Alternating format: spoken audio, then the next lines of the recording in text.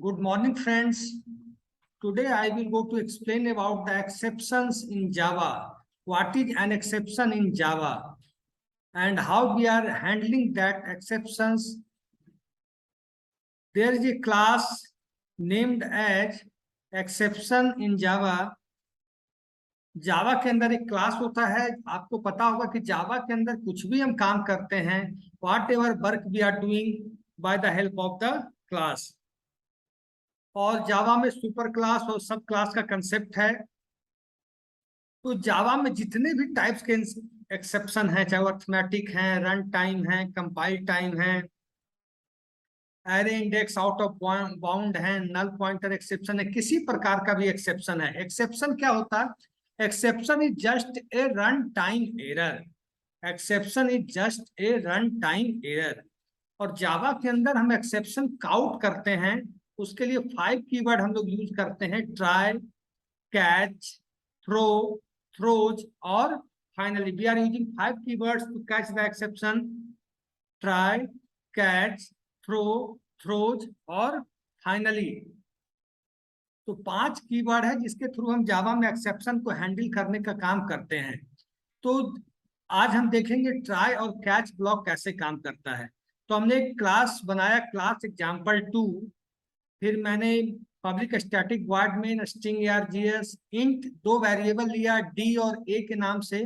फिर try block पे मैंने काम शुरू किया। मैंने बताया था ना कि there are 5 keyword through which we are handling the exception in Java.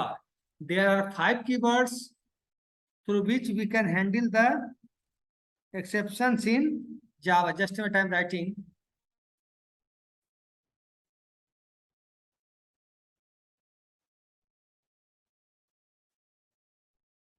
There are 5 keywords in Java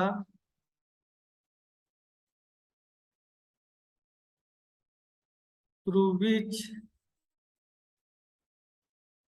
we are there are 5 keywords in Java through which we are handling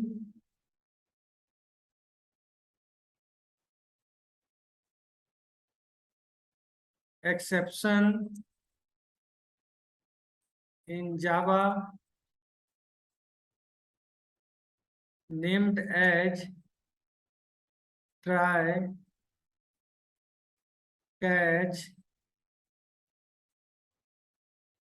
throw, throws, finally. ये 5 keyword है जिसके through हम लोग exception को handle करते हैं Java के अंदर: try, catch, throw, throws and finally. और जो सारे जावा में जितने एक्सेप्शन हैं, सारे एक्सेप्शन का जो सुपर क्लास है exception, that class name is exception.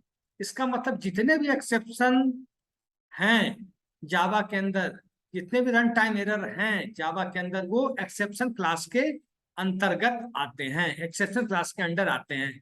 मैं एग्जांपल से इसको समझा रहा हूँ। क्लास मैंने लिया एग्जांपल2, फिर मैंने पब्लिक स्टैटिक वॉइड मेन किया, फिर मैंने 2 वेरिएबल लिया int D and A. Try में क्या लिखते हैं? ट्राई के अंदर हम लोग रिस्की कोड लिख देते हैं, जिस कोड में एरर आने की संभावना होती है, जिस कोड के अंतर्गत एरर आ सकता है, उस एरर को हम लोग ट्राई ब्लॉक के अंदर लिखते हैं, उस ट्राई ब्लॉक के अंदर लिखते हैं। और कैच ब्लॉक के अंदर क्या करते हैं? उस एरर को हम लोग काउंट करने का काम करते हैं, पकड़ने का काम करते हैं। देखिए, ट्राई d बराबर 0, a इक्वल टू 42/d।